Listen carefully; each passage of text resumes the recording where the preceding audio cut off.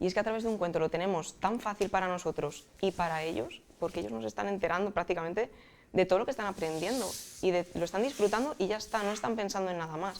Y todo lo que les podemos transmitir con los cuentos, es que es alucinante. A mí el mundo de la literatura infantil es que desde que la descubrí me pareció apasionante. Además son libros que descubrimos de niños. Yo recuerdo algún libro que he descubierto, algún cuento que he descubierto de niño, que te han acompañado toda la vida y que los mitificas y que de vez en cuando vuelves a ellos. Y cuando vuelves a ellos es que vuelves a ser niño, porque vuelves mentalmente a ese lugar donde tú lo solías leer. A mí me pasa con el primero de ¿Dónde está Wally? Tengo el recuerdo que en casa de mis abuelos yo me tiraba horas viéndolo. Ya era imposible no buscar a Wally porque había pasado por tantas manos que estaba pintarrajeado, o sea, era imposible no encontrarlo, pero no sé, yo me planteaba y digo, ¿cómo habrá llegado ese perro a El Tejado? Y yo ahora, años después, me lo he comprado otra vez, porque el otro está, vamos, ya machacado, y es que lo veo y vuelvo a casa de mis abuelos. Y es que es alucinante, vuelves a ser niño y vuelves a aquella época y parece que te viene hasta el olor de donde lo leías. Es increíble lo que pueden hacer los cuentos. Y luego las lecturas que tienen, es decir, cuando los lees de niño, los disfrutas, pero les encuentras otro significado cuando eres más mayor, incluso dices, pues sí que me han influenciado en determinadas situaciones. Yo recuerdo cuentos, pues para mí la gran Gloria Fuertes, que los he vuelto a leer y he dicho, qué gusto que estos cuentos los haya leído de niño. O por ejemplo, El Principito, que bueno, la verdad es que es un cuento que lo puedes leer desde 0 a 99 años. Sí, totalmente. Y que te acompañarán siempre. Supongo que también para una autora el tener presente eso también es una responsabilidad. Es una responsabilidad, pero a la vez te da una libertad increíble. Yo tengo, siempre lo digo además, con uno de mis libros, Pepito Cebolla, yo mientras lo estaba escribiendo y mientras estaba planteando la idea y demás, para nada tenía en la cabeza el mensaje final que tiene ahora. Quiero decir, es un niño, yo soy muy friolera, ¿vale? Yo un día que llegué a casa y me di en quitar capas, digo, madre mía, parezco Pepito Cebolla. No sé por qué pensé eso y dije, ostras, de aquí puede salir un libro. Dicho y hecho. Un niño al que le van poniendo muchas capas, siempre pensando en que no le pase nada. ¿Qué pasa? Al final tenemos un libro que te habla de la sobreprotección. Ajá. Son los adultos los que van poniéndole capas. Al final el niño tiene tantas capas que no puede correr, no puede jugar, no puede saltar, no puede hacer nada de lo que hace cualquier otro niño. ¿Qué pasa? Si ese niño se quita todas las capas, tiene la libertad de tropezarse, caerse y volverse a levantar porque no pasa nada si se cae. Ajá. Yo creo que eso es lo chulo. Los niños ven lo divertido. La Pepito no puede hacer nada porque mira, le han puesto otro jersey y tal. Cuando sale corriendo en calzoncillos se mueren de risa porque salen calzoncillos. Y los adultos nos hace pensar de muchas veces los tenemos tan arropados, tan protegidos, que no les tenemos esa libertad, no les dejamos esa libertad para que sean ellos mismos y aprendan. No les dejamos que se diviertan, no les dejamos, no saltes en un charco que te vas a manchar, no, que vas a hacer, no, estamos con el no por delante. Y muchas veces es dejarles que fluyan y ya está. Y eso me pasa con Pepito Cebolla, que yo creo que tiene unas lecturas alucinantes, ya te digo, para mí misma, yo cuando acabé de escribirlo digo, pero si es que aquí habla de sobreprotección y yo no lo sabía. Claro. No que no lo sepa, pero que no era mi objetivo. Entonces, también te da mucha libertad a la hora de escribir, porque dices, cualquier persona que lo lea va a ser totalmente diferente a la opinión, leyendo exactamente lo mismo. Entonces, es algo muy, muy chulo. La verdad es que luego es una herramienta que nos sirve también a los padres, que la disfrutamos tanto como los niños. Yo creo que es una de las cosas más bonitas que se pueden realizar, ¿no? El leerle un cuento. La lectura compartida. Es verdad. Y luego te sirves de ellos, ¿no? Yo, por ejemplo, hemos aprendido mucho con Felipe, el elefante que tenía gripe, por ejemplo. Por citar alguno de los cuentos, no sé qué me viene a la cabeza. Sí. ¿Cómo nacen esos cuentos? O sea, sí, aunque sea, mira, casi es un principio de cuento. ¿Cómo nacen los cuentos? ¿Cómo llegan a hacerse realidad los cuentos? Yo creo que siempre partes de una anécdota, de algo que ocurre, te hace clic y ahí está. No sabes por qué, pero hay algo que te ha hecho clic. Una frase que has escuchado, una anécdota que has vivido. Por ejemplo, yo el increíble secreto de la pintura blanca nació de una anécdota que yo viví en las prácticas. Una niña pequeña que me decía que la pintura blanca no funcionaba, porque claro, ella pintaba y no hacía nada la pintura. Y me decía que con la blanca no pintaba porque no funcionaba. ¿Yo qué hice? Yo le llevé una cartulina negra, le digo, pinta aquí ahora, Pamela. Claro, al pintar sobre negro funcionaba. Ese es el increíble secreto de la pintura blanca. Eso terminó siendo un libro. Y eso nació de una anécdota, lo que te digo, en mis prácticas de magisterio. Entonces, no sé, nace, lo que te digo, yo en invierno quitándome capas digo, parezco Pepito Cebolla.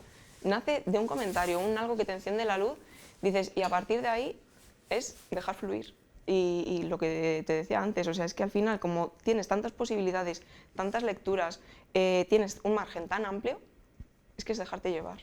Oye, en tu caso, esa pasión por escribir viene heredada de esa pasión por leer, que fue descubierta así, casi de repente, ¿no? Por un profesor que te influyó mucho. Totalmente. A los 16 años apareció Miguel Merchán en mi vida y siempre digo que es quien me cambió la vida, porque si él no hubiera aparecido, yo para empezar seguiría sin leer, no sería librera, sería posiblemente maestra, porque era mi vocación, siempre quise ser maestra, no hubiera descubierto la literatura infantil. Entonces, me cambió la vida completamente. Primero eso, por descubrirme el maravilloso mundo de los libros, ya aparte de todo lo que vino después de escribir, de tener la editorial, de la librería, aparte de eso ya descubrir la lectura. Es que yo creo que eso es un buen profesor de literatura. Eso es un buen profesor. La verdad es que a veces encontramos esa gente que te influye positivamente, sobre todo también a la hora de leer, pues, profesores que te han descubierto algún libro, amigos que te han pasado o alguna recomendación que has tenido, hasta el punto de, en tu caso, lo que decías, cambiarte la vida. Totalmente. Además, se lo he dicho, siempre que tengo oportunidad, seguimos en contacto por redes sociales, porque él ya no está en Zamora, y yo siempre se lo digo, es que me cambiaste la vida. Y él empieza siempre, bueno, no seas exagerada, que cómo va a ser esto. Y ahora cada vez que está por Zamora y viene a la librería, es alucinante, porque además viene con sus niños y siempre se lleva libros míos y, no sé, los niños igualmente se dejan recomendar, escuchadla, que tiene mucho que decir. Jolín, y que para mí eso, mi profesor de literatura tenga esa imagen sobre mí, también es muy importante. Al final digo, es que es quien me ha dado las alas para descubrir este sueño y poder cumplirlo. Es que al final estoy cumpliendo mi sueño. Bueno, lo tengo más que cumplido ya. Lo que vengo a partir de ahora ya es, vamos... Bueno, ahora es seguirlo disfrutando, seguir soñando. Exacto. Oye, ¿cómo es el proceso de escribir un cuento? Porque lo vemos, además siempre son ediciones muy cuidadas, muy bonitas, pero claro, esto en un principio es un papel en blanco, un papel que acaba contando una historia, que acaba dibujando esa historia, que acaba, bueno, pues formando lo que es un cuento. ¿Cómo es ese proceso? Pues para mí es magia. Porque es que dices, lo que dices, de un folio en blanco, primero, escribes el texto. Y claro, tú ten en cuenta que este texto, o sea, los textos de literatura infantil al final, en un folio y medio, no tiene más, porque claro, tú lo ves en párrafos y ya está. Y nosotros los escritores sí que muchas veces damos la idea de ilustración que tenemos a la hora de estar escribiéndolo, lo que te vas imaginando, que no siempre luego se cumple. Yo, por ejemplo, en mi caso, siempre doy libertad total a los ilustradores para que ellos ilustren lo que ellos consideren, lo que a ellos les guste, porque creo que son los especialistas en ello. Entonces, yo les dejo libertad total para que ellos ilustren y... porque creo que son los que van a dar la mejor perspectiva y van a sacar lo mejor del libro al final, mejor que yo al final, bueno, puedo tener una idea mientras voy escribiendo, pero es totalmente diferente a lo que pueden ver ellos. Y ya cuando sale el libro, para mí el momento más bonito, uno de ellos, es cuando veo la primera ilustración, la primera imagen, cuando por fin descubro cómo van a ser los protagonistas. Para mí eso es de los momentos más bonitos, porque dices, es que a partir de ahora ya no es como yo te imaginaba, claro. A partir de ahora vas a ser así, y este eres tú, y vas a ser siempre, ya vas a tener esta cara. Ese, y en el momento en que te llega ya el libro ya hecho, ya con su forma, es alucinante. El momento de abrir la caja y encontrártelo ahí por primera vez, es súper bonito, porque mira que se trabaja a través del ordenador, lo ves 50 millones de veces, le das vueltas y más vueltas, pero cuando lo ves en papel es increíble, increíble. Además es que los cuentos, pues bueno, nos hablan de valores, de sentimientos, nos hablan de, bueno, pues de conceptos que los niños aprenden sí. Disfrutando, aprenden jugando. Eso es lo más bonito, yo creo que aprenden sin darse cuenta, aprenden pasándoselo bien y ya está. Y yo creo que eso es fundamental también y es algo muy bueno que nos ofrece la literatura infantil, que ellos disfruten, que ellos lo vivan, es que es eso, es que lo disfruten, es que no tiene otra explicación. Que lo disfruten y ya está. Y a partir de ahí todo les va a venir de una manera mucho más fácil. Oye, Sandra, 9 títulos, que serán más. Ya vamos por 16. 16, fíjate. 16. Fíjate, o sea, en lo que he leído esta mañana, está buscando información sobre ti. Hasta que has llegado ya has hecho 7 libros más. Esto, vamos, va como churros. Más rápido, no creo. No. Llevan mucho tiempo detrás. Llevan alrededor del año detrás. Sí, es verdad. Menospreciando, ni muchísimo menos, porque lo que hemos hablado, un proceso largo, sí. Pero me refería al hecho de seguir trabajando sí. Para este año, de hecho, si todo va bien, llegarán otros 5. a lo largo de este Fíjate. 2023 llegarán otros 5. Y bueno, siempre con la cabeza funcionando, con la cabeza que no para, pensando en más, nuevas ideas, nuevos proyectos. La verdad que es algo que se disfruta tanto, que es increíble. Cuando esto va solo, dices, te lo pone tan fácil la cabeza, y los niños y la literatura infantil te lo ponen tan fácil y se disfruta tanto, que vamos, que vengan muchísimos más. Oye, y si era poca la aventura literaria, te decides, bueno, pues embarcarte en esa preciosa idea de montar una librería especializada, una librería de cuentos, mis cuentos infantiles, donde los niños aparte pueden disfrutar también entre libros. Es toda una experiencia ir allí a tu librería y poder disfrutar con los críos y que ellos elijan. ¿Cómo nace esa idea de, venga, pues ahora monto una librería? Pues fue después de pasarlo muy, muy mal, después de presentarme a las oposiciones de magisterio, fue como, no quiero volver a vivir la experiencia de las oposiciones. Yo sabía que me quería quedar en Zamora, además, yo soy zamorana de nacimiento y aquí me quiero quedar. Y sabía que quería algo relacionado con la literatura infantil, porque ya era mi pasión. Yo llevaba ya, pues, bueno, no sé, unos cuantos años en redes sociales hablando de literatura infantil y demás. Y bueno, surgió la idea de montar la librería. Luego encima tuve la mala suerte de que llegó justo la pandemia, ¿Sí? porque no llevaba ni un mes con el local alquilado y nos fuimos todos a casa. Pero bueno, no pasa nada, ese es un paréntesis ahí. Y nada, cuando hemos abierto, la verdad que Zamora se ha volcado desde el 1 de julio del 20, es que, bueno, me parece mentira que ya vayamos camino de los 3 años, pero es que Zamora se ha volcado, es que es un sueño. Lo que hablábamos antes de empezar, de que yo creo que yo todavía no soy consciente de todo lo que está pasando, es que es verdad, es que es un sueño. Es un sueño que, no sé, yo todavía no soy consciente, no lo he asumido, yo creo. No sé, no soy capaz de asumir la repercusión que está teniendo todo esto y de dónde va a llegar. Es que, Pues seguro que a crecer y a disfrutar. Sí, Sandra, muchísimas gracias. Muchísimas gracias pues, por compartir esa pasión, ese brillo en los ojos al hablar de algo tan bonito como son los niños, de algo tan bonito como es la literatura. Gracias por demostrarnos que las cosas espectaculares no solo le pasan a príncipes y princesas, les pasa a cualquier persona, desde, como hemos visto, también a un cactus o a un sinfín de personajes. Sí. Así que gracias por todo. A vosotros porque además estáis contribuyendo mucho en mi sueño, que siempre tenéis aquí un hueco para mí. Ya sabes dónde estamos y que te espero cuando vuelvas con esos 5 libros. Eso está hecho. Con 5 libros debajo del brazo. Eso está hecho, ya los colocamos por aquí, ya vemos cómo los ponemos, pero aquí lo hacemos. Es igual, los ponemos aquí, aunque yo me siente en cualquier rincón, ya nos no hay ningún problema. Muchísimas gracias, Sandra. A ti. Disfruta mucho y que sigas haciendo disfrutar. Muchas gracias. Un abrazo muy, muy grande. Nosotros continuamos hablando de algo tradicional, para ver cómo hacían las cosas nuestros antepasados, para ponerlas en valor, para disfrutarlas. Algo así es como lo hacemos en Acervo.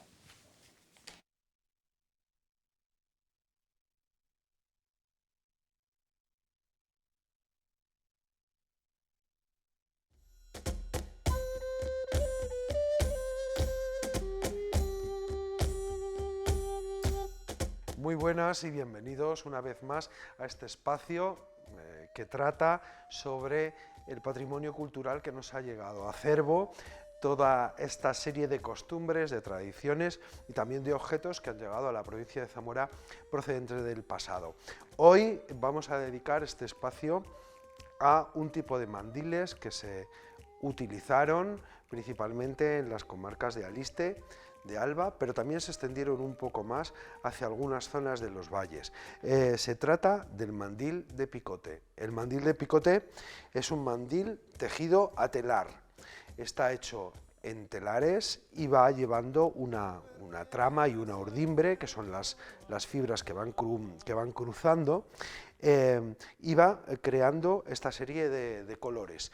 Este gusto por hacer estas combinaciones, que ya en el libro de Gustavo Cotera, y bueno, hablando con informantes por toda la provincia, recordaban a los rayos de sol en esta combinación de amarillos, rojos y verdes fundamentalmente. Y bueno, nos encontramos con, pues con una pequeña muestra, una variedad de esta tipología de mandiles que nos encontramos sobre todo en estas zonas que ya les he dicho de la provincia de Zamora. Están tejidos, como he dicho, a telar, cruzando sobre una base de hilos de algodón blancos, se van cruzando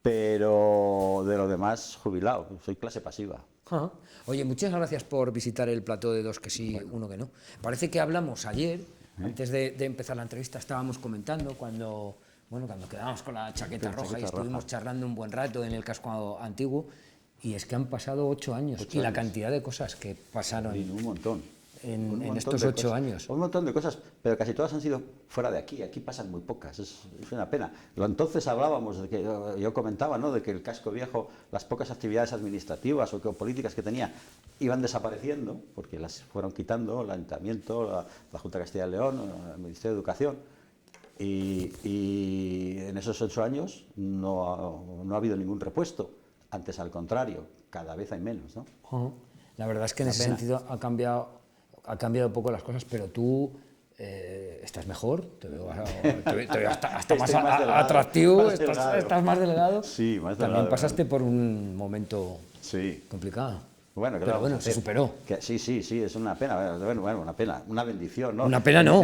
Te comentaba que Emiliano, el ingeniero de San Gregorio, decía que el infarto es salud, porque a partir de ahí te empiezas a cuidar. Bueno, pues un poco esa también ha sido mi trayectoria en ese sentido. O sea, que entre otras cosas, algo que estás haciendo es cuidándote también. Tampoco mucho, porque tampoco soy muy constante en esas cosas, gracias a mi mujer que me cuida. Esa es la verdad. Bueno, siempre dice, detrás de un gran hombre hay una gran mujer, en este caso. Al revés. Es al revés. Aquí es al revés. Oye, arquitecto, artista, ¿es lo mismo? Es decir, para ser arquitecto también hay que ser artista. Para ser buen arquitecto hay que ser artista. Para ser un arquitecto como yo no hay que ser artista, porque yo nunca fui un buen arquitecto. A mí la arquitectura me gustaba mucho, pero se me fue complicando enormemente con todas las normativas, con todas las trabas administrativas que hay para ejercer la profesión aquí en Zamora o en la provincia o en el mismo Castilla y León. Las trabas eran superiores a mis fuerzas. Yo no podía pelearme con el ayuntamiento, me ponía de delegadillo con el ayuntamiento o con la diputación. Era imposible. No, superior a mis fuerzas. Yo tuve casi que abandonar el hacer arquitectura porque me suponía un estrés tremendo. Y dije, no, me dediqué a la docencia. Y me dediqué a la docencia donde he sido muy feliz durante toda mi vida. Aunque he seguido en el mundo de la arquitectura, de hecho, he sido decano 8 años, que he estado rigiendo el Colegio de Arquitectos en unas situaciones, lo cogimos en una situación muy lamentable, en plena crisis de los años 2000, pero lo hemos sacado adelante y ahora está pues medianamente bien, sí, lo saneamos. Pero bueno, te decía que para ser arquitecto tienes que tener por lo menos esa sensibilidad artística, ¿no? Sí, pero digo, para ser un buen arquitecto, para ser uno malo no hace falta, ¿no? Que yo me meto en ese segundo nivel, ¿no? O sea, a mí la arquitectura me gusta muchísimo y me gusta muchísimo la buena arquitectura. Lo que pasa es que los buenos arquitectos son buenos artistas por lo general, ¿no? Lo que ocurre es que eso es muy difícil de hacer habitualmente, ¿no? Es decir, que hay que tener mucho carácter para decir si un cliente me pide esto y no me gusta, mira, lo siento mucho, me voy a otro cliente. Eso hace falta mucho carácter y poder vivir de la arquitectura de una manera fluida. Es decir, tener grandes obras que te permitan hacer ese tipo de cosas, ¿no? Seleccionar bien los clientes para poder desarrollar bien la actividad en lo que te gusta a ti, ¿no? O como te gustaría ser a ti. Es decir, es muy difícil ser Norman Foster si no tienes los trabajos que tiene Norman Foster. Claro. O sea, claro. Es un gran artista, estupendo, pero también es que tiene unos presupuestos que el común de los mortales no los tienen, ¿no? Claro. Es que, claro, me imagino que también tienes que tener la posibilidad de llegar a esos clientes, ¿no? Esos clientes y tener esos equipos y eso es un poco también una pescadilla que se muerde la cola. Si tienes buenos equipos puedes hacer mejores obras y puedes tener más trabajos y ser más exigente con tus exigencias para la hora de hacer un proyecto o un trabajo, ¿no? Si no, es muy difícil. Oye, yo el mejor proyecto que he hecho en mi vida no se construyó. Anda. El mejor proyecto que he hecho en mi vida, o el más bonito, o el más divertido, no se construyó. ¿Y cuál fue? Y era una cosa muy rara, que a mí me daba hasta dolor, la verdad. Era una jaula para urogallos. Dices, qué barbaridad. pues era el proyecto más bonito y que más me ha gustado de los que he hecho en mi vida. Y era una jaula para urogallos. Pero ¿cómo se van a gastar este dineral en hacer una jaula para urogallos? Porque, vamos, o sea, hicimos una jaula para urogallos que tomamos como modelo la jaula de los leones del Palacio de Sissi en Sombrun. O sea, tomamos un modelo fantástico, pero era una jaula fantástica, enorme de grande, ¿eh? Una jaula de casi 1000 metros cuadrados. Un jaulón. Un jaulón, el sí, jaulón le llamábamos, ¿no? Y no se construyó, pues bueno, no se construyó. Llegó la crisis y no se construyó. Bueno, pues ahí se quedó. Pero ¿y dónde estaba proyectado ese En jaulón? el Centro de Interpretación del Urogallo en Caguayes, arriba de la montaña leonesa, donde hay urogallos, precisamente. Qué pena, ¿no? Cosas de la vida. ¿Te hubiese cambiado en algo? No, me hubiera dado dolor que se hubiera gastado ese dinero para una jaula de urogallos. Esa es la realidad, ¿eh? Sí. Me hubiera dado dolor que se hubiera gastado ese dinero. A ver, que habrán hecho una cosa más apañadita y más pequeña, pero bueno, que ya no la he hecho yo. Sí. Pero aquello fue lo más grande. Teníamos presupuesto casi ilimitado para hacerlo. Tenéis presupuesto lo que queráis. Y hicimos un jaulón. Un jaulón. Auténtico. Claro. Pero me imagino que eso también te acaba, de alguna manera, si se hubiese realizado, te hubiese cambiado un poco, supongo, ¿no? Te hubiese cambiado el... No sé, no lo sé, tampoco... No sé. No, sé, ponerse a lucubrar un poco. No sabía, ¿no? Oye, en tu caso, el tema de... Hablábamos del arte, el tema de disfrutar del arte siempre en el exterior, ¿no? En la arquitectura, por ejemplo. Sí, yo no hago trabajos en casa, es rarísimo que haga alguna cosa en casa. Alguna vez lo he hecho, pero es rarísimo que yo pinte en casa. No hago eso. Me gusta dibujar en el exterior. Porque mucho, ¿sí? Más que arquitectura, paisajes y piedras y árboles es lo que más me gusta dibujar y es lo que más hago últimamente, piedras y árboles. Pero además eso, al natural, claro. Sí, es que en casa es muy difícil tener un árbol o una piedra, para saber que sea una pequeñita, ¿no? Pero a mí me gusta, muchas veces voy a la Sierra de Guadarrama a pintar piedras o a los arribes, a dibujar roquedos de los arribes, que me gusta mucho, ¿no? Y bueno, pues es lo que hago. Lo hago en el situ y hago en formato relativamente grande y me gusta. Luego los guardo y luego los regalo, pero es que no me dedico a... Que tiene que ser un disfrute grande para alguien que le guste el arte, para alguien que además, pues bueno, pues lo interprete bien el arte, lo realice bien.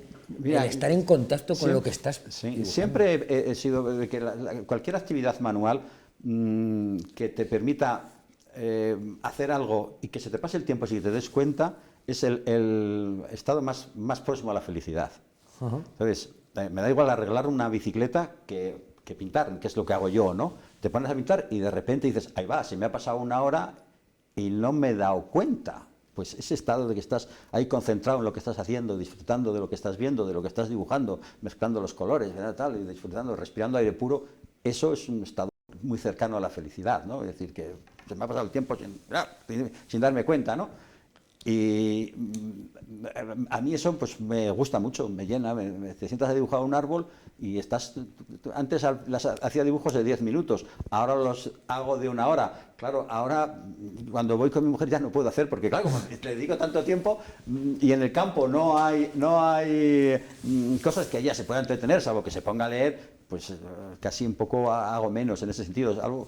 Pero suelo aprovechar mucho los tiempos en que ella se va a Alemania a ver a mis hijos o a mis nietos, o se va al sitio y tengo 3 días que los tengo libres, esos 3 días casi, vamos, me paso todo el día dibujando. Oye, ¿y no genera frustración cuando algo no sale como tú quieres? Dices que es la felicidad, pero bueno, también muchas veces cuando estás haciendo algo y no sale... No, porque si no sale, antes de terminarlo lo has roto. Si estás haciendo algo así de esto, tras, lo has roto y ya está, y coges y empiezas otro. Porque yo no utilizo materiales caros, o sea, lo único que sí es un poco caro de lo que tengo son las acuarelas y los pinceles. Lo demás, un papel de acuarela bueno cuesta 3 euros o 4 euros, ya muy bueno 5. Por romper un papel que vale 5, dividido en trozos vale 1 euro, lo partes, no pierdes nada, has perdido el tiempo. No, eso no es problema para mí. No me causa ninguna frustración coger un papel y romperlo. ¿Se ha salido mal? Lo rompes fuera. Y fuera, otro. Oye, un arte, el de la pintura, que en tu caso estabas muy influenciado por tu padre, al que admirabas. Bueno, ya quisiera. Ya quisiera llegar a su nivel. Mi padre tenía una habilidad para dibujar que no se la he visto. Bueno, a algunas personas he visto parecidas, pero yo creo que igual es ninguna. O sea, mi padre tenía una habilidad que no común. No era común, o sea, lo bien que lo hacía en un momento, y ya está, y digo, joder, macho, qué maravilla de dibujo, qué maravilla de pintura. Mi padre pintaba un óleo grande en 2 sesiones, eso parece increíble, pero es que era verdad. O sea, lo hacía muy rápido, era muy rápido pintando y muy bueno pintando. Entonces tenía una habilidad que yo no... De hecho, alguna vez intenté pintar al óleo, me lo vio y dijo, anda, tira eso y dedícate a las acuarelas, que es lo que haces bien. Te decía tu padre. Eso me dijo una vez, tira eso, y no volví a pintar al óleo. No Oye, volví. ¿y se puede aprender a pintar? ¿O tienes que nacer con, como decías en el caso De de tu hecho, padre, no, con claro habilidad? claro que se puede aprender. O sea, yo aprendí. Yo no nací con lo que pasa es que he practicado muchísimo. Porque me gustaba y he practicado muchísimo desde que era chaval. Cuando éramos chavales, mis amigos iban a la piscina y yo me iba a dibujar a la parte vieja. No sé, o al aula que tenía mi padre en el instituto, a dibujar estatuas, ¿no? Es decir, que se aprende, se aprende. Es un oficio. Lo que no se aprende es a ser artista. A dibujar bien y a pintar bien se aprende. A ser un artista es lo que no se aprende. Es decir, que es un matiz diferente. O sea, pues, yo puedo tener una técnica muy buena y dibujar muy bien y engañar muy bien. Con mis dibujos lo ves y es pura engañifla, pero lo ves y dices, qué bonito, ¿no? Pero yo no soy un artista, yo no paso de ahí. Pero, ¿y qué es ser un artista, entonces? Pues no lo sé, ser capaz de tener algo que comunicar que no sea de decir, ¡ay, qué bonito! Algo más que eso, ¿no? Yo hago un dibujo de una acuarela, una pluma, un lapicero, y dices, ¡qué bonito! Pero ahí se queda, yo no paso de ahí, no paso de ahí. Hay quien sí tiene esa habilidad y entonces cuenta más cosas que el puro disfrute de ver una cosa bien hecha, ¿no? Yo soy más casi un artesano del dibujo y de la pintura que un artista. Por lo menos eso me considero, no me considero un artista, no, nunca lo he sido. Oye, ¿y qué tienes que ver para que quieras plasmarlo en uno de tus dibujos? Mira, a mí algunas veces me dicen, es que tus dibujos son más bonitos que la realidad, ¿no? A mí me da igual, o sea, yo soy capaz de ponerme en este estudio y hacer un dibujo que lo veas y digas, caray, qué bonito, de esa silla o de esa cámara que tenemos ahí delante, ¿no? Y dices, hacer un dibujo y decir, qué bonito, de esta botella, una botella de agua o esa taza, pues la dibujas y al final dices, oh, qué bonito es el dibujo.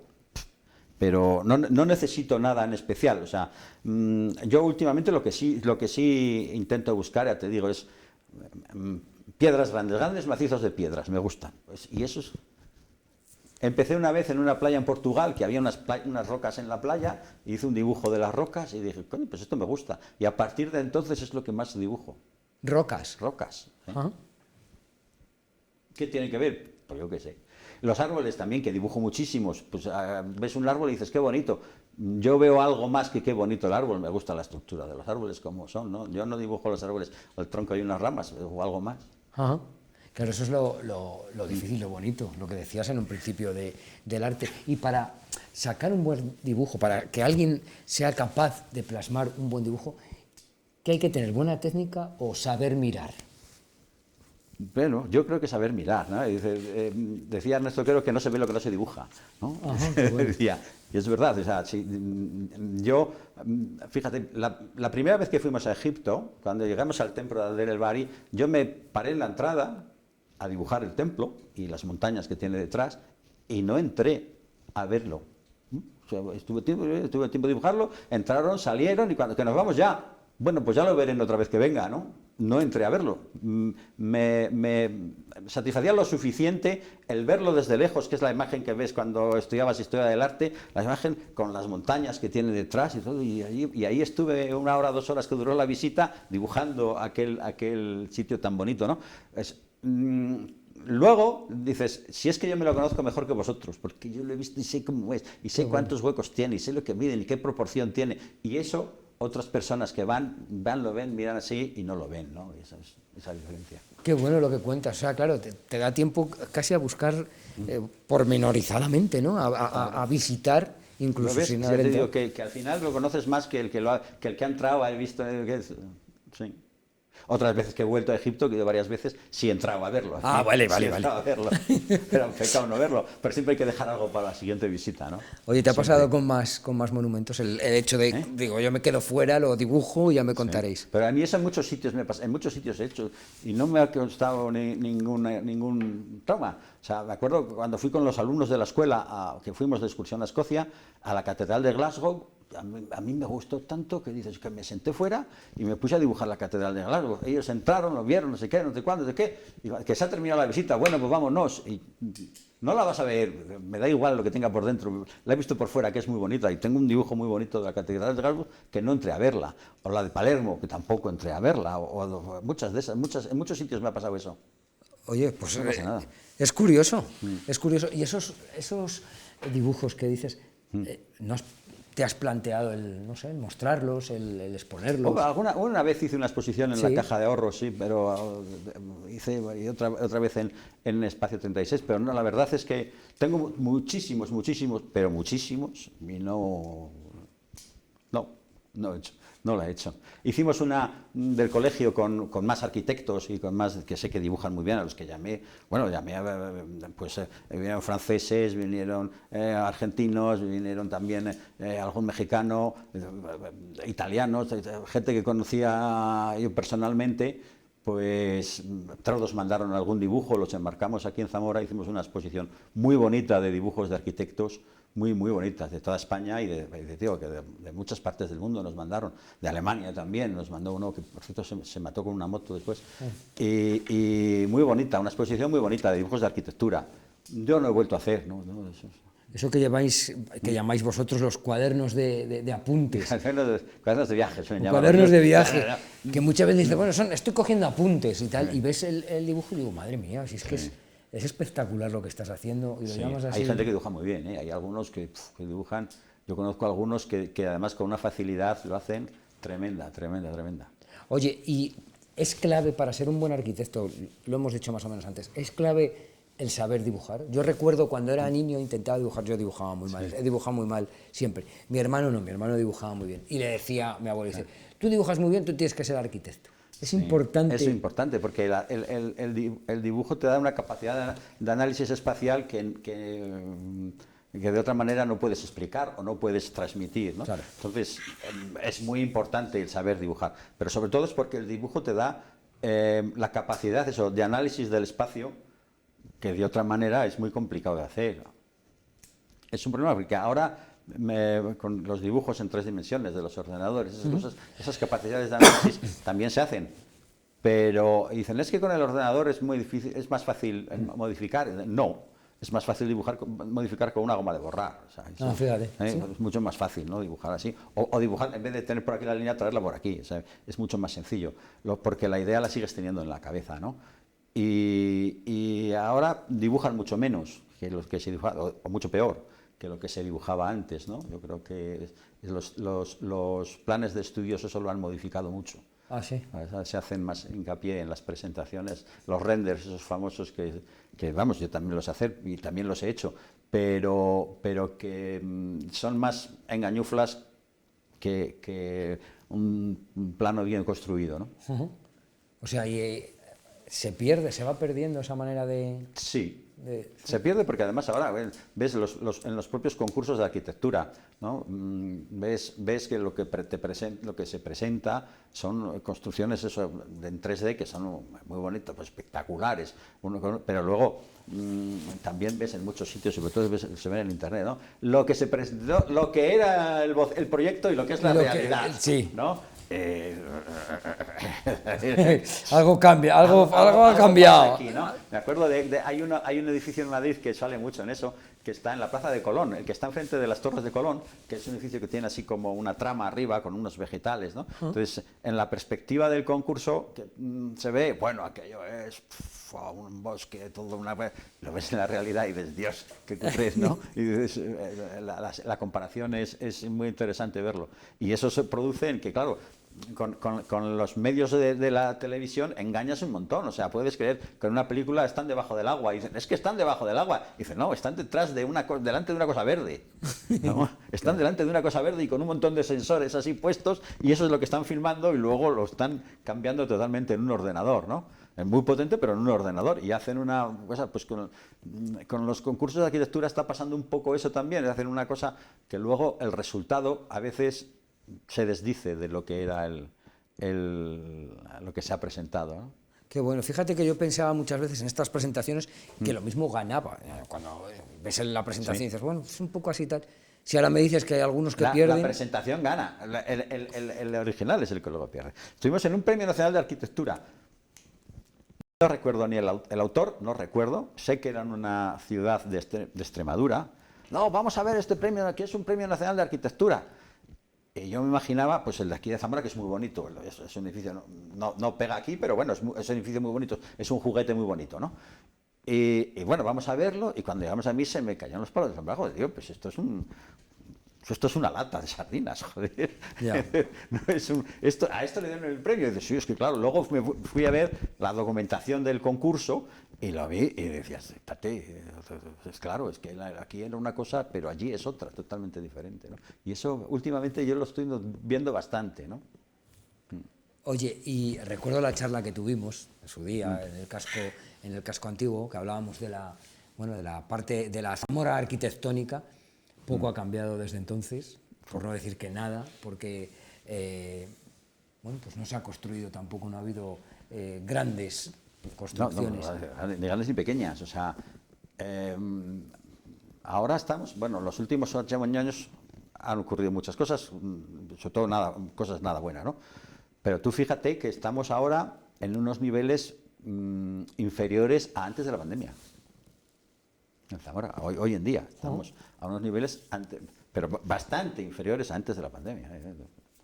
O sea, estamos casi al nivel del primer año de pandemia. Por ahí, incluso un poco hacia abajo. O sea, estamos en una situación, Zamora, concretamente, el ámbito del Colegio de León no está un poquito por encima, bueno, parece que tiene ha tenido un cierto respiro el año pasado, a pesar de que dices, ¿qué más? No, ha sido un poquito mejor que el anterior, ¿sabes? Sí. Pero Zamora, si hace nada, se hacían 200.000 metros cuadrados de construcción, el año pasado se han hecho 160.000, o sea, es decir, casi un 40% menos. Fíjate, que todo esto lo sabes, son datos que sabes. Sí, no, bien, te los estoy diciendo con datos en la mano, o sea, te los puedo traer, te los puedo enseñar. No, te lo digo. Tengo los datos, sí. Sí, te lo digo porque llevas la estadística. Durante estos años que he estado de decano, una de las cosas que siempre me ha gustado mucho es la informática. De hecho, he ganado mucho dinero, casi más que con la arquitectura, con la informática, ¿no? Y sobre todo con bases de datos. Y he gestionado las bases de datos del colegio para hacer las estadísticas de construcción del colegio, para ver cómo va, qué se está construyendo, ese tipo de cosas. Luego pasábamos la estadística al ICCL, bueno, pues manejo la estadística. Y la Junta Directiva actual pues me ha permitido seguir teniendo acceso a esos datos para que les pase a ellos mensualmente pues el récord de cómo está yendo el movimiento de la construcción en el ámbito colegial, ¿no? Entonces, lo tengo al día. O sea, yo estos datos que estoy dando es del mes de diciembre. O sea, pero podría dártelos a día de hoy, porque no tendría más que sacarlos, ¿no? Sí. O sea, puedo sacarlos. Pero es al mes de diciembre. O sea, me lo sé bien cómo van las cosas, ¿no? Y sé que el año pasado se hicieron 168.000, algo más de 168.000 metros cuadrados, pero el anterior 200 y pico mil. O sea, vamos mal, no vamos bien. Zamora no vamos bien. ¿Y urbanísticamente hacia dónde va Zamora? Pues yo creo que desarrollar la ciudad ya no tiene nada que desarrollarse. O sea, Zamora no se va a desarrollar, por más que queramos. Hemos llegado tarde a ese tren, hemos llegado tarde, yo creo, desgraciadamente. No nos subieron al tren y no nos subieron las clases políticas que nos han gobernado, de unos partidos y de otros, no nos han subido a ese tren y ya es muy difícil que nos puedan subir. Lo más que si se hacen naves en los polígonos industriales serán casi naves de almacenamiento más que otra cosa. Es decir, que no vamos a tener naves que produzcan valor añadido, que es lo que tendríamos que tener. Las pocas industrias que hay pues van mal viviendo y todas son del ámbito agroalimentario, casi todas. Las industrias grandes que hay en la provincia de Zamora son del ámbito de la alimentación y del agropecuario, ¿no? Y en Zamora capital, la que había, se ha tenido que marchar. O sea, que eso, vamos, eso, bueno. O sea, yo cada vez que... Yo solo soy cliente de Gaza porque siempre lo he sido y sigo siéndolo, ¿no? Y solo ir a comprar a la fábrica, porque iba a comprar aquí y ahora vamos a comprar ahí y cuando veo la nave que han montado ahí en el polígono de Los Pinares, dices, Dios, o sea, esto podía estar en Zamora. Ya. Y no. Habrá que buscar las soluciones. Alguien tiene que buscarlas, pero, alguien las tiene que buscar. Intentarlo por lo menos, ¿no? O sea, dices, pero la callada por respuesta. Ya. Arcilu, muchísimas gracias. Bueno, a vosotros. Ya sabes dónde estamos. Ya sabes que yo soy el que no, el que siempre dice Tú eres que de no. los que no. El que no, yo soy el que no. El que dices que no. Yo soy de los que no piquen. Yo a mí el picante no. también. Yo también sería de los que no. Nada. Vamos ahí con el no por Sí, bandera. no, joder, es Bueno, una de vez en pena. cuando es bueno también decir que sí, ¿eh? Bueno, si no digo que no, si a mí me gustaría enormemente que esto fuera para adelante, que se hicieran cosas como lo del eso que se hizo el año pasado. Sí. Me pareció una cosa fantástica. O sea, me recordó a otra cosa que hubo hace muchos años, que también fue una cosa en Zamora, que fue una cosa que era de la Europeade. Sí. Que duró 3 días, 4 días en el que la ciudad se transformó y por un momento pensamos que la ciudad era otra, Sí. ¿no? Pues hace muchos años fue, pero muchísimo. Sí, Yo sí, qué sí, sé. sí, sí, lo Yo creo recuerdo que estaba perfectamente. Vázquez de alcalde, estaba Sí. algunos- y fue un acontecimiento también que hubo en la ciudad que dices, joder, esta es otra ciudad. Ojalá hubiera muchas más cosas así, muchas más, no 1, 2 o 3, sino muchas cosas más parecidas a esa que se podrían hacer y que pusieran. Confiemos en que así sea. Arcilu, Bueno. aquí estamos y cuando quieras volvemos a compartir un pincho. Cuando vosotros queráis. Sigue cuidándote. ¿Eh? Bueno. Muchísimas gracias. Venga. Continuamos. Vamos a repasar lo que nos ha dejado la actualidad municipal.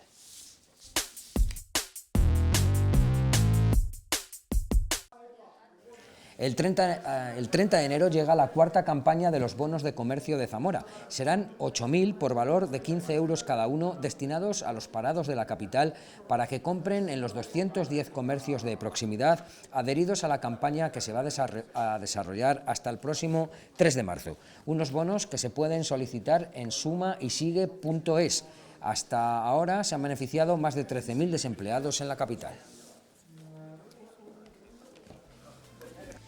Seguimos en Dos que sí, uno que no. Después charlaremos con una autora que nos presenta un libro, con Beatriz Cepeda. Vamos a publicidad y ya saben, continuamos en Dos que sí, uno que no.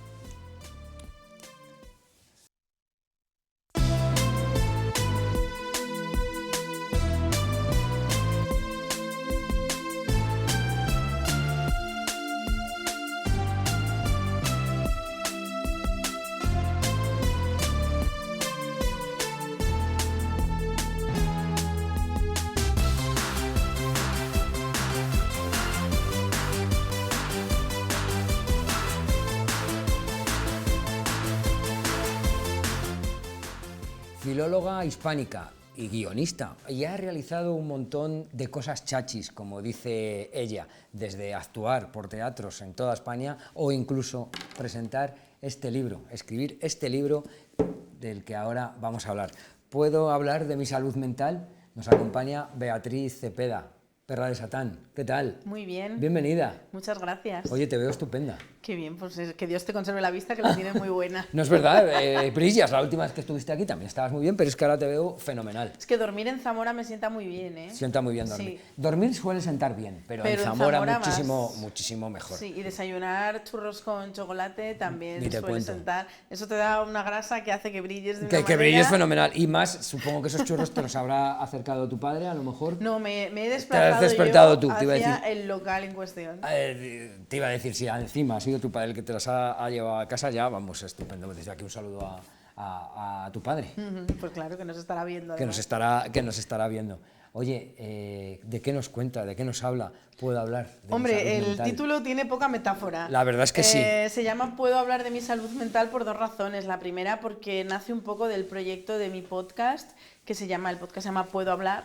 Entonces, pues que hubiera esa vocación en el título. Y la salud mental, Pues porque es un tema que ha atravesado la vida tanto de mi compañero Enrique, que es el coautor del libro, como la mía, ¿no?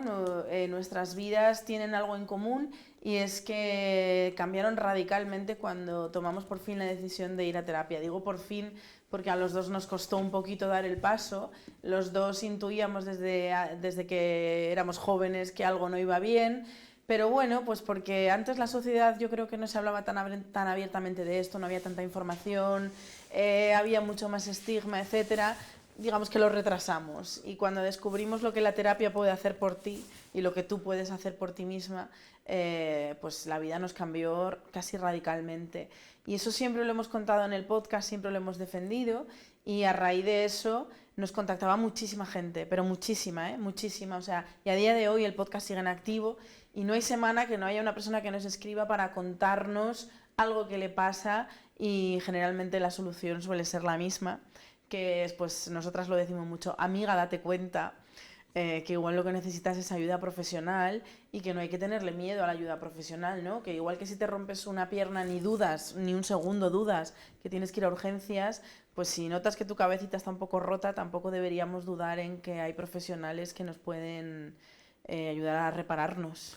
Precisamente es un libro que va dirigido a esas personas que tienen esa duda, ¿no? Que tienen ese miedo a ir a terapia.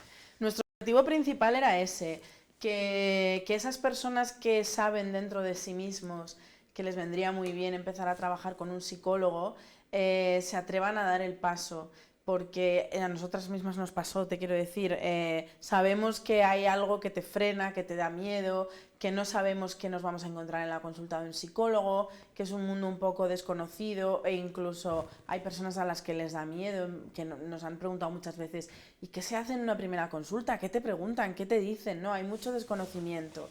Entonces, el objetivo principal de este libro era explicarle a una persona que tiene dudas qué es realmente ir a terapia, cómo es esa primera cita, incluso también cómo encontrar un psicólogo que se adecue a tus necesidades y luego en qué consiste el trabajo en terapia, qué se toca, qué no se toca, qué temas salen, cómo lo pasas tú, porque la terapia también te vuelve una persona muy inestable. Tienes periodos de mucha euforia y periodos también de mucha bajona, ¿no? Entonces que todo eso quedase recogido para ayudar a esas personas, pero también por otro lado, otros objetivos secundarios del libro, por supuesto, era hablar de nuestras propias dolencias desde una honestidad total. En el caso de Enrique, él sufrió depresión y trastorno de la conducta alimentaria. En mi caso, trastorno de la ansiedad generalizado y trastorno de la conducta alimentaria. Hablar de estos problemas con honestidad y con naturalidad, cómo son, en qué consisten, cuáles son las señales que nos avisan de que algo no va bien. Y creemos que también puede ser un libro muy bueno para las personas que acompañan a personas con depresión, a personas con TCAs, porque tampoco es fácil, si no conoces muy bien una enfermedad, tampoco es fácil acompañar a la persona, porque, bueno, pues porque te conviertes en una persona inestable, en una persona insegura, en una persona incluso a veces también enfadada con el mundo, que la terapia te hace pasar por muchos procesos diferentes y yo entiendo que no es fácil estar al lado de una persona que está en terapia. Entonces también para esas personas que no saben qué se van a encontrar cuando su hijo empiece a un psicólogo o cuando su hermana diga que ha desarrollado un trastorno de la conducta alimentaria, pues cómo estar ahí y cómo prepararse para lo que va a venir. En todo caso, no es un manual de psicología. No. Es la narración de nuestras historias contado en un tono, pues como somos Enrique y yo, quien escuche el podcast o quien nos haya visto en el teatro ya sabe que nosotros tiramos mucho de chascarrillo, que a pesar de que te estamos hablando de temas pues muy duros y muy difíciles, lo vamos a hacer desde un tono muy ameno y muy ligero, porque aunque la salud mental es un tema serio no significa que te tengas que poner de traje y que tengas que darle una solemnidad al tema que tampoco es necesaria, ¿no? Igual que podemos hablar con total normalidad de que la semana pasada tuvimos un catarrillo, podemos hablar con total normalidad de que hace 5 años sufrimos una depresión. La verdad es que es un problema que no está muy normalizado. No. Y más, a veces ves situaciones, y sobre todo en las redes sociales, en los que se ataca demasiado. Incluso muchas veces se potencia que haya esas dolencias mentales, precisamente por esa exposición en las redes sociales. No estamos, en general, como sociedad, no estamos educados para comprender la salud mental, ¿no? Igual que hay otras enfermedades que tenemos muchísima información a nuestro alcance y miles de actividades relacionadas para que, precisamente para eso, para que aprendamos a convivir con la enfermedad con naturalidad y mostremos el apoyo a las personas que están sufriéndola. Con el tema de la salud mental estamos, vamos, en primero de preescolar. O sea, como sociedad no sabemos comportarnos y, como tú muy bien dices, muchas veces sin querer somos la propia sociedad y el propio entorno de la persona afectada los que fomentamos que vayan a peor en vez de ir a mejor, ¿no? Sin ir más lejos, el ejemplo más clásico que hemos oído todos, ¿no? Que acabes confesándole a una persona de tu entorno que crees que puedes tener una depresión y que lo primero que te digan es, bueno, tú lo que necesitas es animarte, vamos a salir o vamos a hacer un viaje. Es que ni siquiera entendemos lo que es una depresión. Depresión no es sinónimo de tristeza necesariamente, ¿no? Entonces, si no sabemos ni siquiera convivir con unas enfermedades cada vez más presentes, por desgracia, porque los números de la salud mental en España pues no nos dejan un panorama muy esperanzador, evidentemente cada vez vamos a tener más problemas relacionados con ese tipo, y creo que a nivel social nos conviene a todos aprender un poco, porque hay estadísticas como para que te pueda caer a ti y también como para que le pueda caer a alguien cercano a ti. Entonces está bien por lo menos saber qué es la depresión, qué es el trastorno de la conducta alimentaria. Hablabas precisamente de la depresión, que casi lo asociábamos no hace tanto a personas más mayores, y cada vez lo estamos viendo cómo afecta a gente joven, sí, cada vez más joven. Sí. A mí me parece que es algo que hay que tomarse en serio, sí, y es algo por lo que hay que luchar, y es algo que deberíamos de saber, por lo menos, qué hacer, porque hay mucha gente que estará perdida. El hecho de decir, es que esto que me pasa, no sé qué es, pero que a lo mejor ni la asocia precisamente con el tema de ir a terapia. O sea, yo fui la primera que, una vez que empecé a ir a terapia y empecé a identificar cuáles eran los síntomas de la ansiedad, cuáles eran los síntomas del trastorno de la alimentación, bueno, pues eso lo tienes que aprender, porque nadie nos enseña qué es la ansiedad, ¿no? Igual que en el cole nos enseñan cuál es el sujeto y cuál es el predicado, no nos dicen, pues no, cariño, la ansiedad a lo mejor es que no puedas dormir bien por las noches, la ansiedad a lo mejor es que te entran unas ganas irrefrenables de comer todos los días a las 12 de la noche antes de acostarte, la ansiedad a lo mejor es que sientas que no te apetece nada salir de tu casa porque la calle te resulta un terreno hostil, o que no seas capaz de ir a comprar a un comercio porque no sabes defenderte con la persona que te va a atender, ¿no? La ansiedad se manifiesta en muchísimas maneras y hay estereotipos. Por ejemplo, en los trastornos de la conducta alimentaria, yo me acuerdo cuando era joven que estábamos cansados de ver esa imagen de una chica muy delgada que se mira a un espejo y se ve gorda, pero es que eso es muy difícil de entender. Esa es una imagen que ha estereotipado mucho los trastornos de la alimentación, pero que no te ayuda a empatizar con ellos y, por supuesto, no te los explica, con lo cual es que estamos completamente perdidos. O sea, sin embargo, ahí están las cifras. O sea, en España 11 personas se suicidan cada día y no nos podemos, es normal que pongamos el grito en el cielo porque es un problema social muy importante, pero también tendremos que entender que hay que exigirle a los políticos, por supuesto, una cosa no quita la otra, pero que nosotros somos parte de esa sociedad y que nosotros también podemos poner el granito de arena simplemente informándonos, simplemente sabiendo cómo tratar a una persona que te dice que tiene pensamientos suicidas, o cómo tratar a una persona que te dice que tiene depresión, ¿no? Que eso es algo que todavía no sabemos hacer como sociedad. Es cierto lo que dices. Oye, en tu caso, ¿cómo fue la primera vez que fuiste a terapia? ¿Cómo fue la primera vez que fuiste a la consulta? Horroroso. Lo cuento en el libro, y además con tono de humor, porque fue tan difícil que te tienes que reír de ello.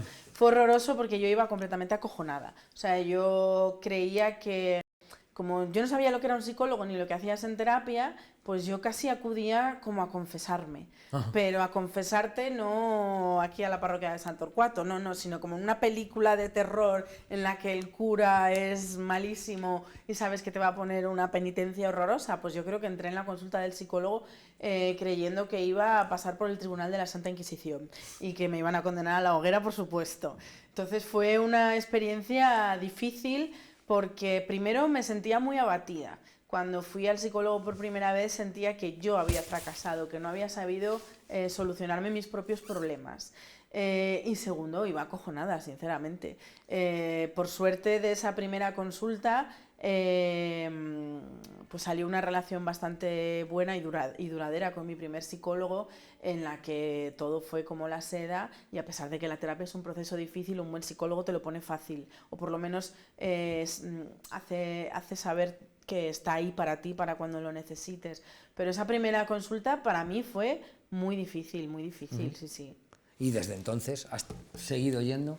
¿Sigues? Estuve primero 3 años, después recibí el alta y como 1 año y medio después tuve una recaída en el trastorno de la conducta alimentaria y empecé con una psicóloga nueva porque yo ya vivía en Madrid, entonces era para mí más fácil buscar una persona en Madrid. Y claro, ya la segunda vez que vas por primera vez a un psicólogo ya es como, ya entras como Pedro por tu casa, ya sabes perfectamente todo, ya sabes de lo que tienes que hablar y entonces ya es otra cosa. Pero entiendo que esa primera vez de respeto, porque no sabemos qué se hace en una consulta de un psicólogo, con lo cual, igual que la primera vez que vas a un dentista o la primera vez que vas al ginecólogo, que son experiencias un poco, ay madre mía, ¿qué me van a hacer?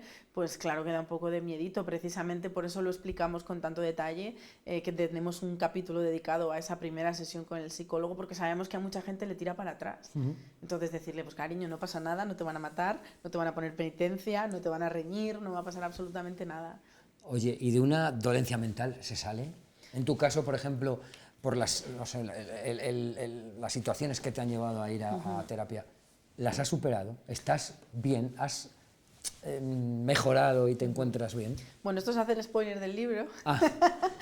pero no, evidentemente, o sea, quiero decir, quien nos conozca, Enrique y yo siempre decimos con mucha gracia, como si fuera un chiste, que Enrique y yo somos un caso de éxito de la terapia. O sea, esto que veis aquí es un éxito.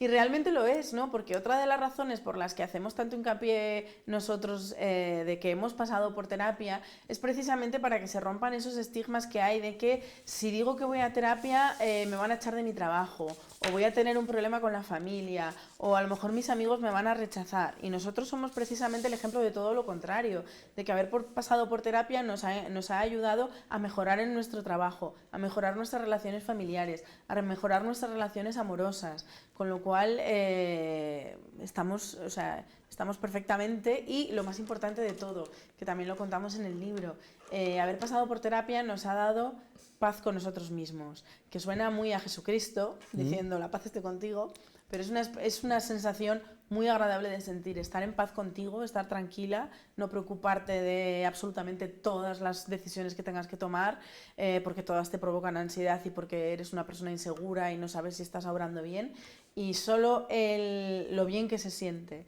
cuando estás tranquila merece muchísimo la pena arreglarte todas esas cosillas. Oye, un libro escrito junto a Enrique Aparicio, Snorkel. Bueno, ¿cómo surge la idea de escribir este libro y precisamente escribirlo entre los dos? Pues la idea surge precisamente porque a raíz de que en el podcast contábamos anecdotillas de nuestra vida, de nuestro proceso de terapia, y como había tantísima gente que nos escribía y veíamos que la mayoría de la gente nos escribían con las mismas dudas, dijimos, jolines, pues yo creo que esto es un tema que podríamos abordar, porque si todo el mundo nos dice, detecto que algo me está pasando, pero no sé qué hacer, no sé por dónde empezar, o todo el mundo nos dice, yo sé que necesitaría ir al psicólogo, pero es que me da no sé qué, o mucha gente nos dice, a mí me vendría muy bien ir al psicólogo, pero me da miedo decírselo a mi familia, creo que me van a rechazar, o en el trabajo no puedo hablar de que no estoy bien porque me da miedo que me despidan. Pues precisamente porque había tantísima gente que nos pedía esa información, dijimos, pues oye, lo mejor es hacer un libro y cuando nos la pidan decir, aquí lo tienes todo, cariño, libro de texto. Aquí podrás encontrar todas las respuestas que nos han hecho durante estos 3 años tantas personas. ¿Y qué tal está funcionando? Bueno, acaba de salir. Acaba de salir, tiene 15 días, es un bebé todavía. Es un bebé, claro. Pero vamos, las respuestas están siendo muy emocionantes y muy emotivas, ¿no? Porque un libro tan sincero y tan honesto, pues donde hablamos de nuestra intimidad más íntima, o sea, desde mi punto de vista, intimidad no es que te vean desnuda, porque además según está la vida, que ya con playas nudistas y demás, mi intimidad no es mi culo, mi intimidad es los momentos en los que yo me he sentido más vulnerable y más destrozada a nivel emocional. Entonces, entregar todo esto a la gente pues da un poquito de yuyu también. Y yo misma los días antes de que se publicase el libro estaba muy nerviosa, porque dices algo tan íntimo y tan importante para ti, lo vas a poner en manos ajenas y a ver qué pasa con ello, ¿no? Pero en cuanto empiezan a venir los mensajes, todos han sido positivos y da mucho gusto y renín. ¿Qué quieres que te diga? Que algo tan importante para nosotros esté gustando tanto. Es lo que te iba a decir, que qué supone precisamente eso. Además iba a hacer esa misma metáfora, el desnudarte en las páginas de este libro, saber, bueno, pues que alguien que no conoces lo está leyendo, incluso que le puedes influenciar, que lo puedes influir para bien. Sí, hombre, evidentemente ese es nuestro objetivo, porque en mi caso, por ejemplo, también lo cuento en el libro y lo he contado también en el podcast, yo me di cuenta de lo que me estaba pasando gracias a una youtuber, que en su canal de YouTube explicaba lo que era el trastorno por atracón. Yo nunca había oído hablar de eso.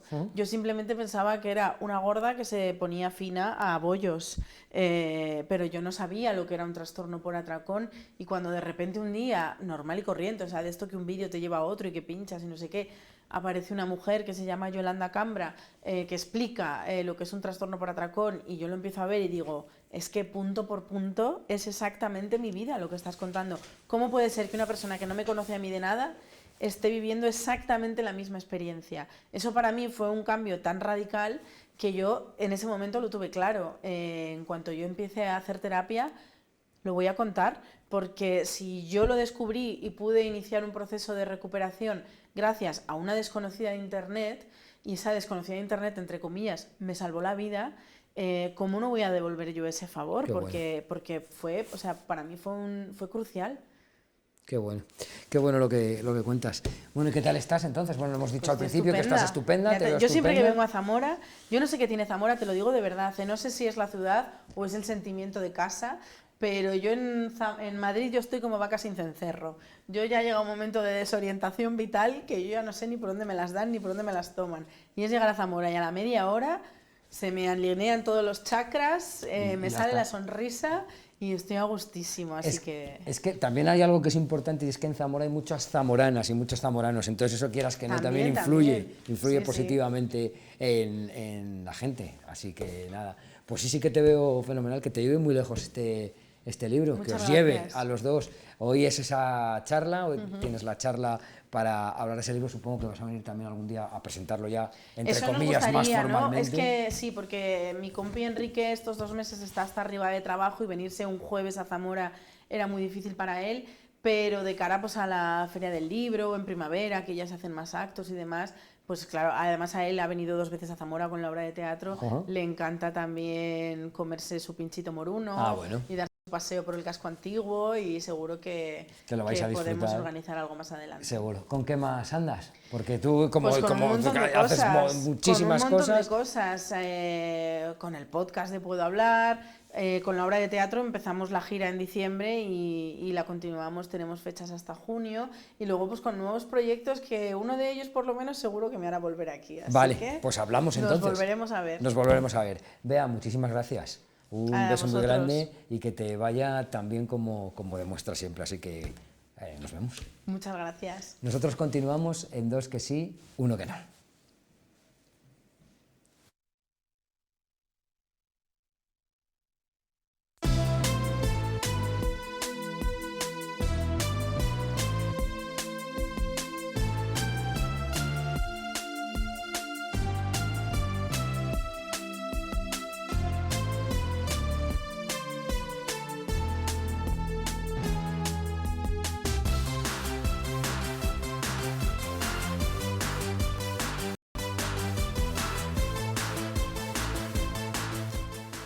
Es el momento de nuestro flash informativo con Cristina Calvo para analizar la actualidad del día.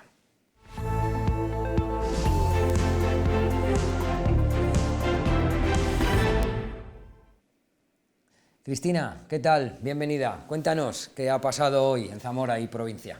Hola, muy buenas tardes. Saludos, Rafa, saludos a todos.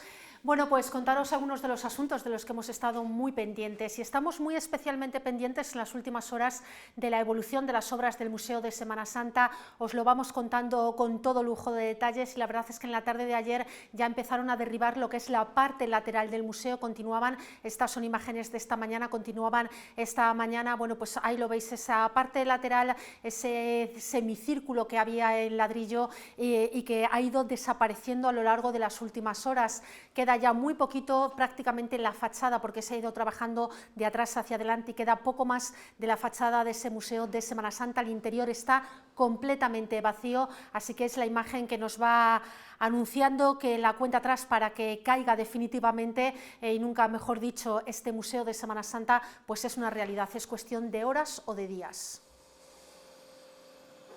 Una imagen de la que vamos a seguir muy pendientes en las próximas horas. También hemos estado muy pendientes de una reunión entre la delegada territorial de la Junta y el alcalde de Toro para hablar del problema del agua en Toro. Ya saben que llevan en Toro más de un mes sin agua potable en sus grifos por la presencia de arsénicos. Bueno, han estado hablando de las distintas maneras que tienen de medir esos controles, de cómo se realizan, pero sobre todo han querido poner sobre la mesa soluciones de futuro. De entrada va a haber 3 nuevas plantas potabilizadoras portátiles la semana que viene en Toro.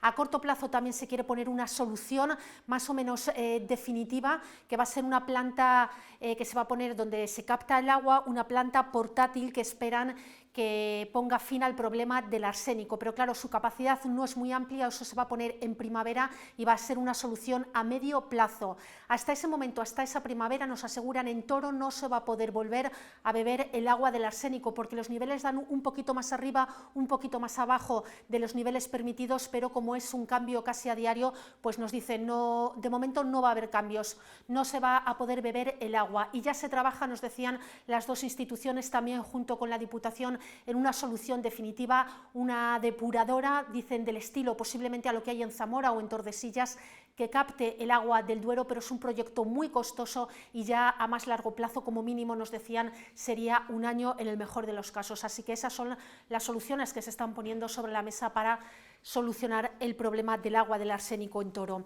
También les mostramos unas imágenes que esta mañana llamaban mucho la atención en Ailoven, Avenida Portugal, primera hora de la mañana, en Zamora capital.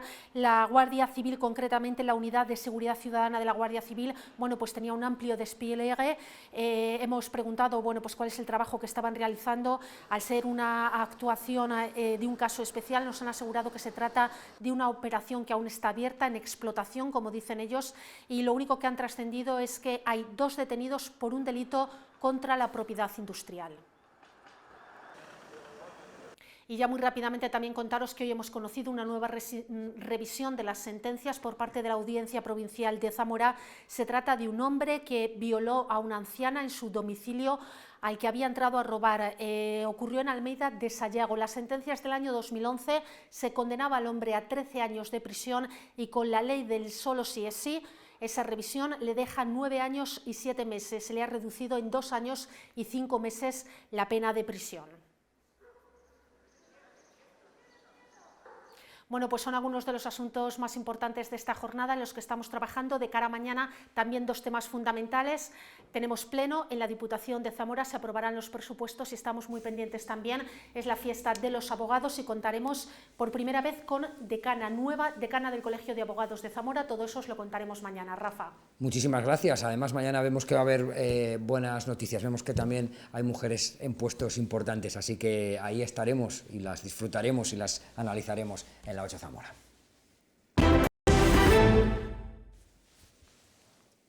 Hemos escuchado cantar desde el corazón. Como un sueño literario, hemos visto que se puede hacer realidad y no es un cuento. También hemos descubierto cómo saber mirar es sentir el arte. Y hemos acabado sabiendo que se puede salir de cualquier abismo simplemente pidiendo ayuda. Así ha sido, 2 que sí, 1 que no. Les esperamos los jueves.